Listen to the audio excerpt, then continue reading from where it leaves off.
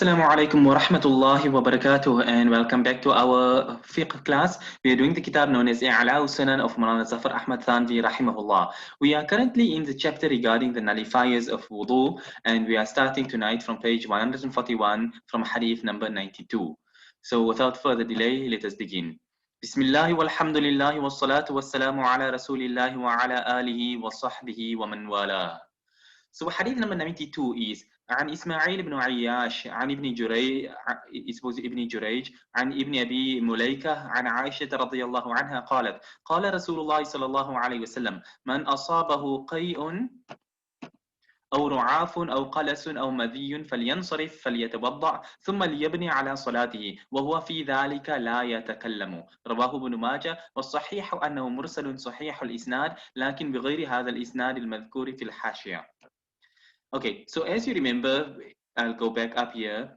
We were doing the chapter which is wudu from bleeding, from ru'af, which is a bleeding nose, qay, which is vomiting, qay'ul kathir, qalas, which like I said is regurgitation, wadi, madhi, which you know is the fluids which excreted by a man, and what damusail, which is flowing blood. That was the chapter that we were dealing with. So continuing on from there is now all of these various ahadith. So Ismail ibn Ayyash narrates from Ibn Jurayj, from Ibn Abi Mulaika, from Hadra Aisha radiyallahu anha, who said that Rasulullah sallallahu alayhi wasallam said, Man asabahu qay'un aw ru'afun, that if a person is he vomits, or his nose bleeds, or he has this regurgitation, or he has madhi. And what is not mentioned here, but which is understood, obviously if you are falyansarif, it's speaking about you are performing salah. While in salah, your nose begins to bleed. You are suddenly overtaken with vomit. And that's why وَالْقَيْءُ الْكَثِيرُ. We're not talking about a little bit of vomit. So a little bit comes inside your mouth, and you're like, no, we're talking about the full mouth vomit. Basically, we are referring to such things which nullify wudu, not things which nullify ghusl, and not things which are which they do not reach the level of breaking wudu. So like I said, a little bit of what you call this thing now, vomit, which does not become a mouthful, it doesn't break your wudu. So therefore that is not counted. If you have a person is performing salah and he starts to feel, and if you've ever had nosebleeds, you can feel, you smell the iron in your blood, so to speak. So you can feel something is dripping inside your nasal cavity. Now, as long as the blood remains within your nasal cavity, your wudu does not break. So we are talking now, you are performing your salah, and then one of these various nullifiers of wudu come upon you. Then the blood now flows out of your nose. The vomit now comes out of your mouth. Things of this sort. And when we talk about out of your mouth, maybe you happen to be fast enough to catch your mouth closed, but it's full to capacity. You've got a full mouthful in there. This breaks your wudu. So obviously, you're now in this situation. What do you do? فَلْيَنْصَرِفْ فَلْيَتَوَضَّأ. So go and turn around. Turn away from where you are, فَلْيَتَوَضَّأ, and make your wudu. ثُمَّ لِيَبْنِي عَلَى صَلَاتِهِ. Then continue on from your salah. I will explain this in a moment. You do binaa of your salah. وَهُوَ فِي ذَلِكَ لَا يَتَكَلَّمُ. And this is a condition added by Rasulullah sallallahu alaihi wasallam, that وَهُوَ فِي ذَلِكَ لَا يَتَكَلَّمُ. That from the time that your wudu broke in your salah until the time that you come back and complete your salah, you do not speak a word. Now, it's reported by Imam Ibn Majah, and what is authentically mentioned is that this hadith is actually mursal, but it's sahih. The isnad is sahih, but with a different chain besides this one here. But anyway, so coming to the point, this is what I want to touch upon, liyabni. Now, I'm not going to deal with the issue in detail. There is a mas'ala, two masail that are beyond rare. Most people don't even know about it. Those who studied in Madaris, obviously they have heard about it, but majority of people have never acted upon this in their life. Is it good to do it? The one, yes, the other one, no. The one is being discussed here, the other one is not being discussed, but it's linked to the issue. So the one issue is Binaa, the other one is Istikhlaaf. Binaa is something that is preferred not to do. Istikhlaaf is something which you should do. So I'll explain each one of them in their places. The first point is bina. Bina is when your wudu breaks during the course of your salah. So the reason why the ulama have always, this is why you find it that it is not in vogue amongst people, on account of the fact that there are at least 13 conditions for the validity of your salah in a case of bina.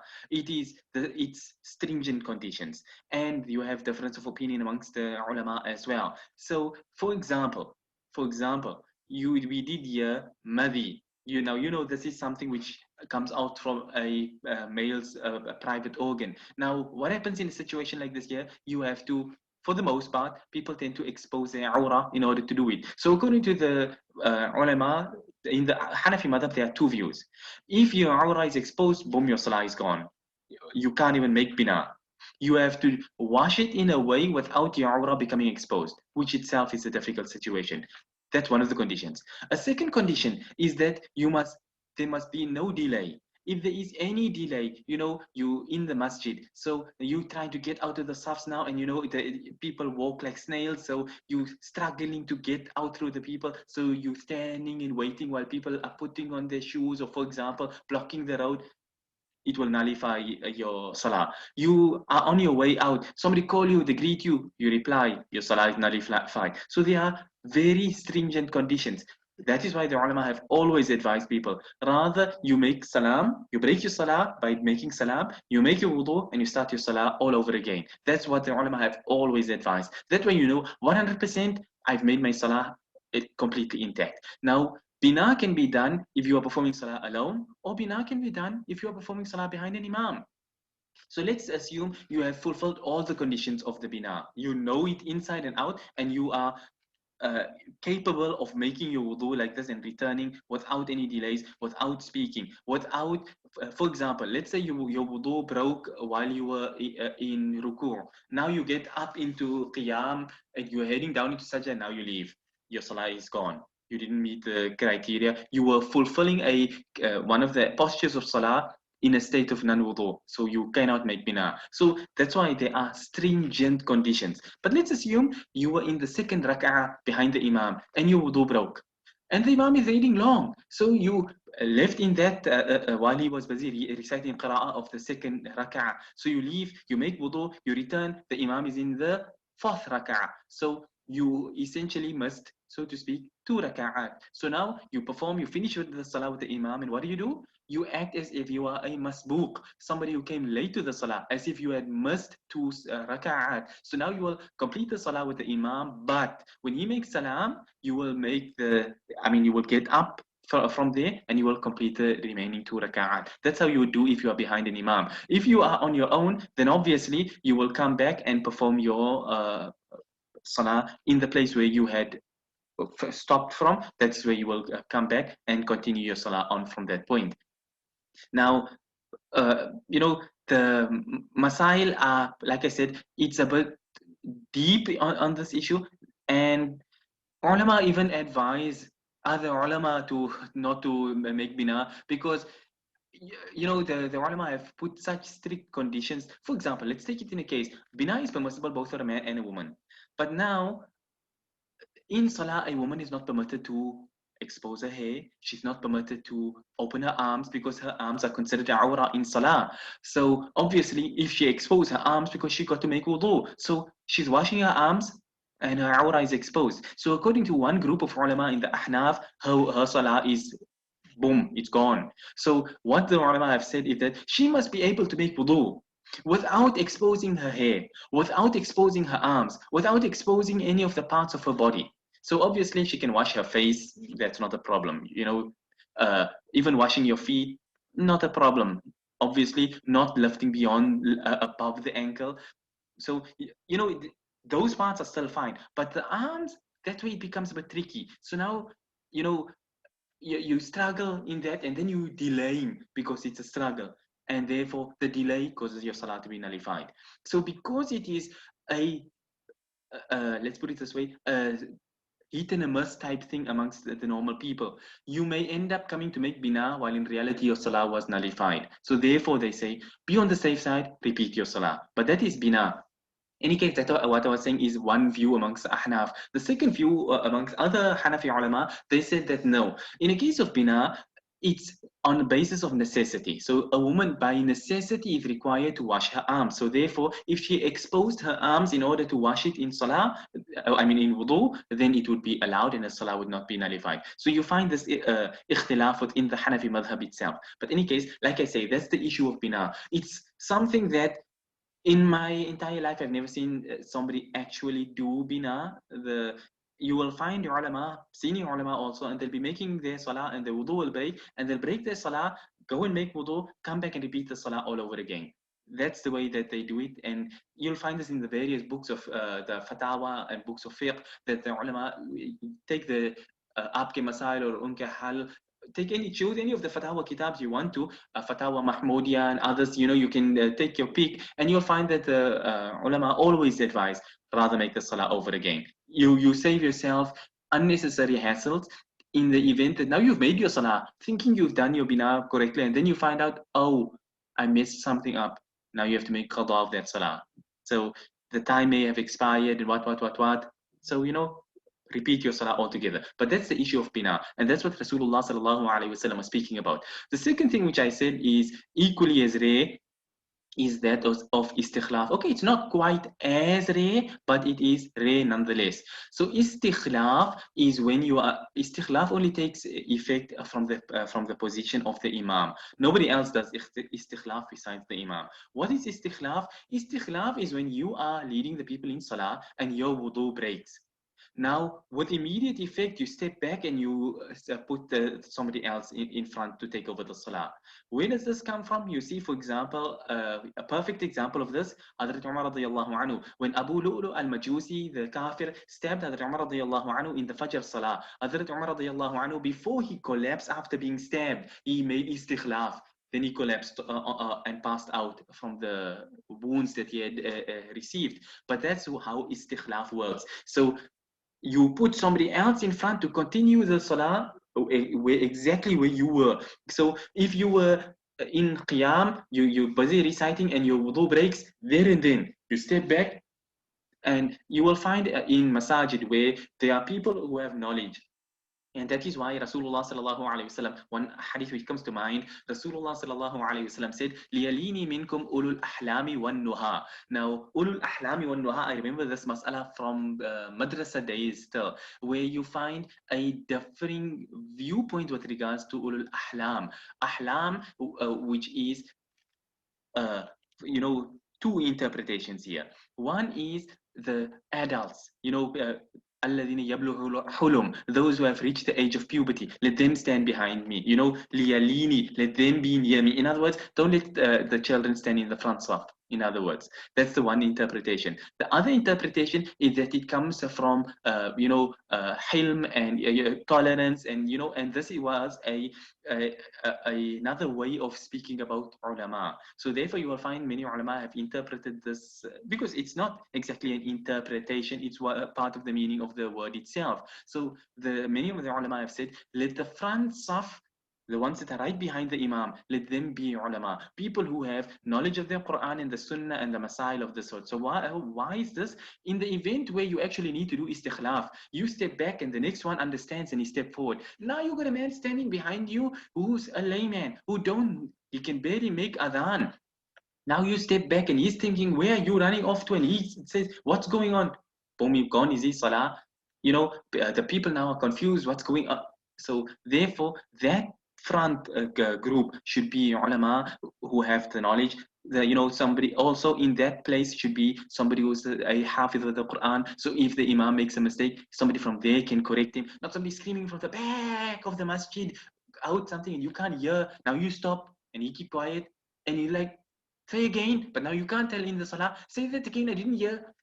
So that is why that that group that stands directly behind the imam should be people of knowledge and that's why we say when choosing an imam, you have to choose somebody who is a'lamu bil kitabi wa sunnah, a'lamuhum bis sunnah, a'lamuhum bil Quran, as you find in the books of fiqh. So therefore, you want people who are of that time so that they understand how istikhlaf works. So it allows for the salah to continue without having to start the salah afresh. So the imam will now go, having put somebody behind the imam, he will now, he's got either two options here. Number one, he can literally put somebody in front and move off and come back and do bina. If he's fulfilled all the criteria, he can come back and literally carry on the salah, except that that other man will complete the salah and he'll be now a muqtadi. He started the salah as an imam, he finished the salah as a muqtadi.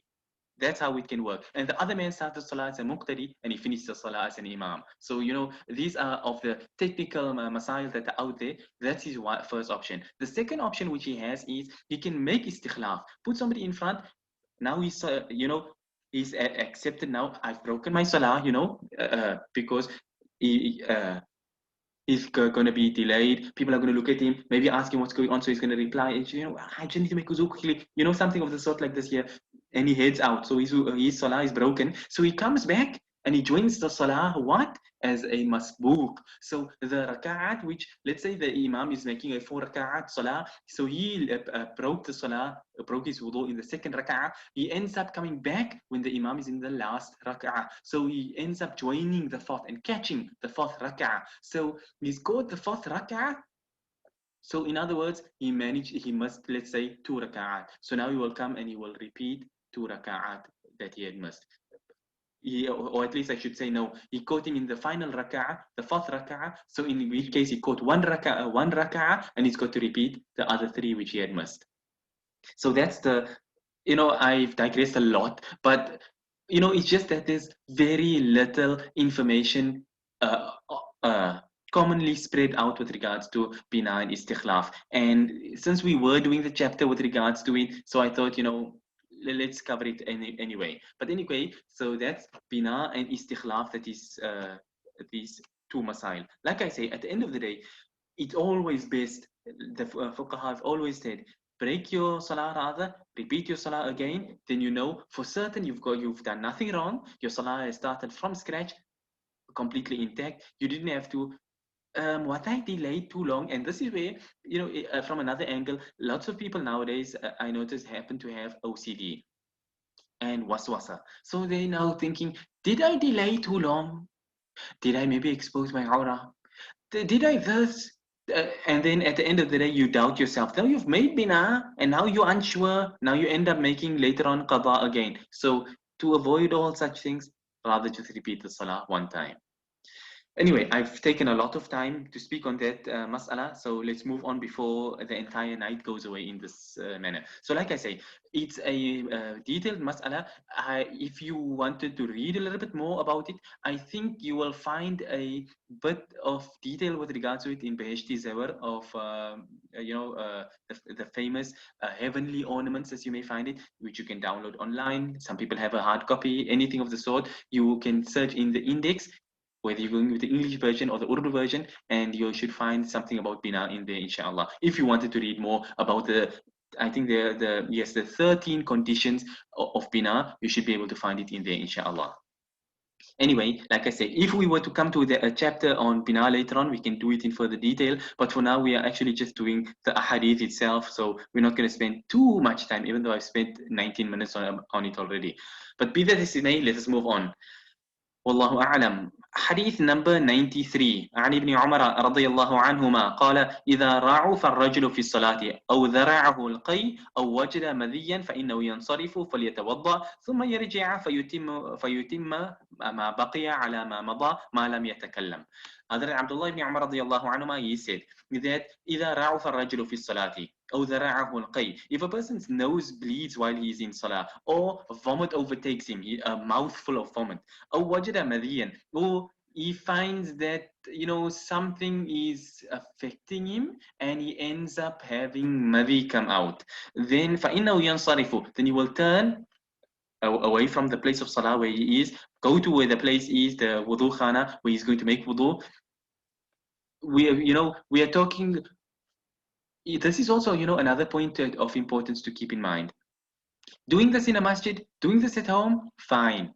Doing this in a place, especially in the modern time when so many people have thrown the sunnah away and followed the way of the kuffar with closing masajid, the toilets and wudu khanas and stuff like this, no allowing of wudu. In which case you can never do bina in a place like this. In any case, people shouldn't be making salah in a place where there is social distancing. But be that as it may, let's assume there was no social distancing, but they just stopped people from wudu. Now you come, you break your wudu, you want to come to the wudu khana, and it's like, no, you're not allowed to make wudu. In which case, you have to literally go home. So, there's no option of you making bina anymore. Too long time has passed because you got to get in your car and ride all the way home and get there and go to your bathroom and go make wudu. And now you must keep quiet without speaking a word, without reciting an ayah of the Quran or doing anything of the sort. Now you come home and your wife is like, what you doing here? Now you must walk right past her. And she's like, hey, I'm talking to you. Just now she hits you with a rolling pin. But that's the way that things go. Now you're going to respond and say, I just come to make wudu. Boom, gone is your salah. So, a lot of masail attached to it. So that's why rather just make your salah over again. Anyway, so, you are taken up, you get some madi, then go turn away, make your wudu, and then return fayutimmu. Then complete what is remaining of your salah. Ala ma mada. You continue on from where you had left off. Ma lam yatakallam. Once again, with that condition that you do not speak. Any speech that you speak will immediately nullify the salah, and your possibility of making bina will fall away. And then, irrespective of what you want or not want, you will have to repeat the salah all over from the start. رواه عبد الرزاق في مصنفه وإسناده صحيح. Imam Abdul Razak reports this in his Musannaf. His book of hadith is known as Musannaf Abdul Razak, and the chain of narration is authentic. Number 94. عن أبي سعيد الخدري رضي الله عنه قال قال رسول الله صلى الله عليه وسلم إذا قاء أحدكم أو رعف وهو في الصلاة أو أحدث فلينصرف فليتوضأ ثم ليجيء فليبني على ما مضى. رواه الدارقطني وإسناده حسن. Hazrat Abu Sa'id al-Khudri radiyallahu anhu, he said that Rasulullah sallallahu alayhi wasallam said, إذا قاء أحدكم, if one of you vomit or his nose bleeds, وهو في الصلاة, while he is in salah, أو أحدث. أحدث? Hadath here means to break wudu. Don't mean that he's narrating hadith or that he started to speak. Hadatha fi salah refers to a person passing wind. So you backfired. Then in that case, falyansarif.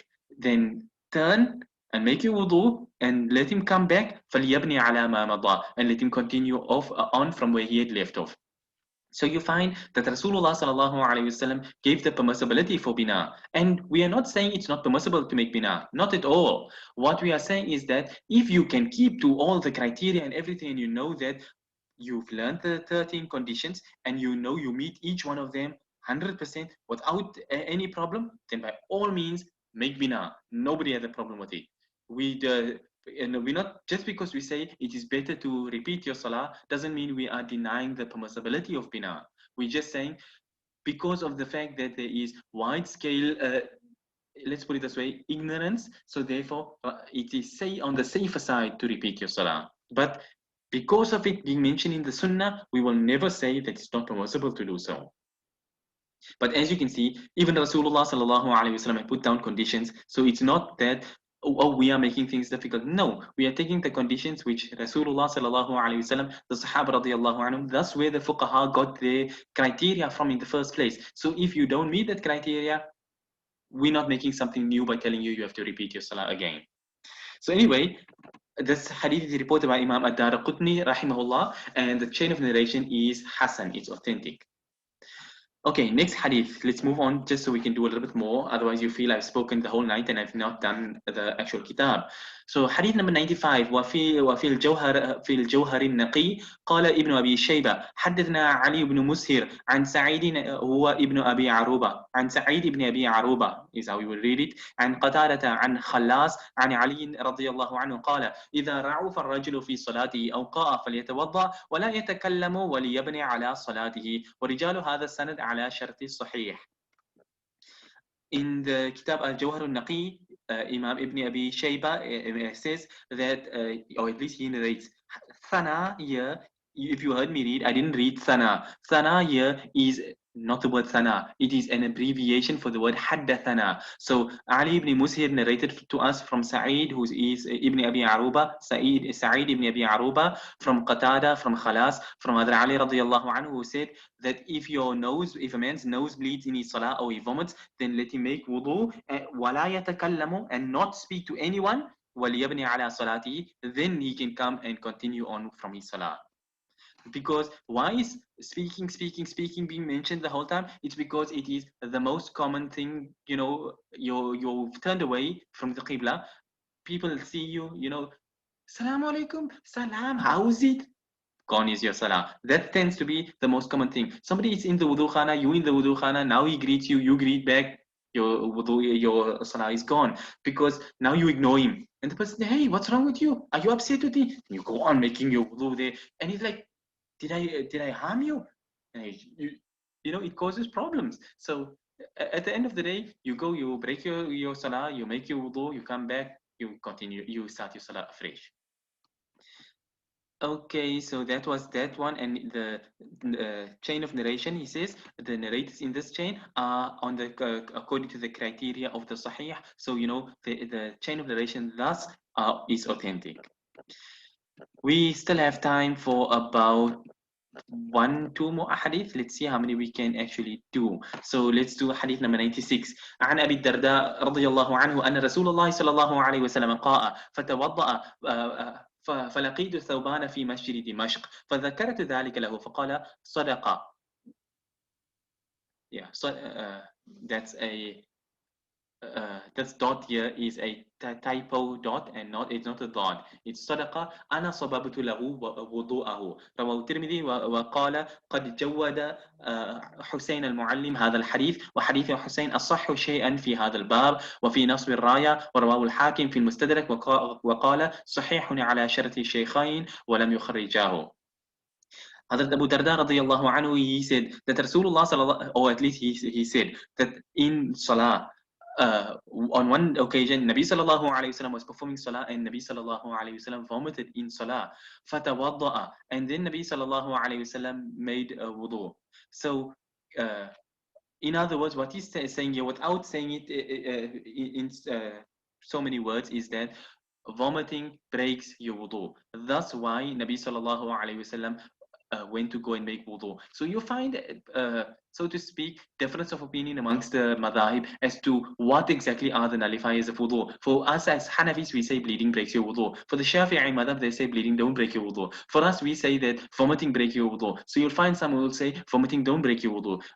We say, for example, laughing loud in salah break your wudu. For others, they would say it don't break your wudu. So there are different nullifiers of wudu according to the various madhahib. So therefore, Hazrat Abu Darda radiallahu anhu, he said that I met Hazrat Thawban radiallahu anhu in the masjid of Damascus. So I mentioned this occasion that, I mentioned this hadith that Rasulullah sallallahu alayhi wasallam made wudu after vomiting. So فَقَالَ صَدَقَ, and Hazrat Thawban radiallahu anhu, he said, yes, he's spoken the truth because أَنَا صَبَبْتُ لَهُ وُضُوءَهُ, I was in fact the one who poured the water for Nabi sallallahu alayhi wasallam to make wudu after having vomited in salah. So this is one of our proofs as to why we say if you vomit, your salah, your wudu breaks, your salah breaks.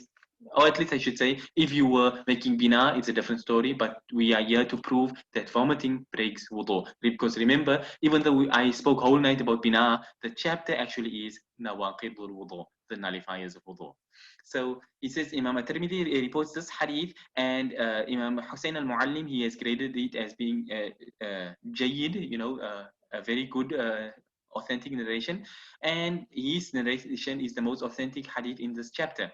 And in Nasb al-Raya fi Takhrij Ahadith al-Hidayah, that's the full name of the kitab, which is to where other ahadith of Hidayah are, or at least collected by the muhaddithin. You have 3 muhaddithin who had written kitab like this: Imam Ibn Hajar al-Asqalani, Imam al-Zayla'i, and my mind is slipped on who the third person was. Could have been Maulana Anwar Shah Kashmiri, but I'm unsure. But I know there's a third kitab as well in this regard. Any case, so it's mentioned there that the Imam al-Hakim reports this hadith in his Mustadrak. Al-Mustadrak ala Sahihain lil-Hakim is the name of the kitab, and he says, and this is the way of Imam al-Hakim, he grades every hadith that he quotes in the kitab, almost everyone. So Imam al-Hakim commented on it and he said, this hadith is authentic according to the conditions of both Imam Bukhari and Imam Muslim, even though they have not reported it in their Sahihs. In other words, I've looked at the chain and it meets their criteria, but they just didn't narrate it. This is something that Imam Hakim says for most of the narrations that he would find in his kitab, or according to the criteria of Imam Bukhari, the criteria of Imam Muslim, that's how it goes. So, but anyway, the in-depth details with regards to what a mustadrak is and what is the walam yukharrijahu, what does that mean, what are the shart of shaykhain, that is something we do at a later stage in a book focusing on mustalah al-hadith, inshallah ta'ala. But anyway, that's that one. And maybe we can do one last one. I've already got the notification to say that our time is running short. But if anybody has any questions, like always, you're more than welcome to ask a question before our time runs out. I think we should end on this point because I have taken too much of your time. We've gone over our initial half an hour, and we are already on almost 25 to 9, even though we were supposed to actually end at 8:30. So I've taken too much of your time, so we will stop on this point here, inshallah ta'ala. And next week, Thursday, we will continue on hadith number 97. But that being that, we will stop on this point here, inshallah ta'ala. Until next time, وصلى الله وسلم وبارك على نبينا محمد سبحان الله وبحمده سبحانك اللهم وبحمدك نشهد أن لا إله إلا أنت نستغفرك ونتوب إليك والسلام عليكم ورحمة الله وبركاته.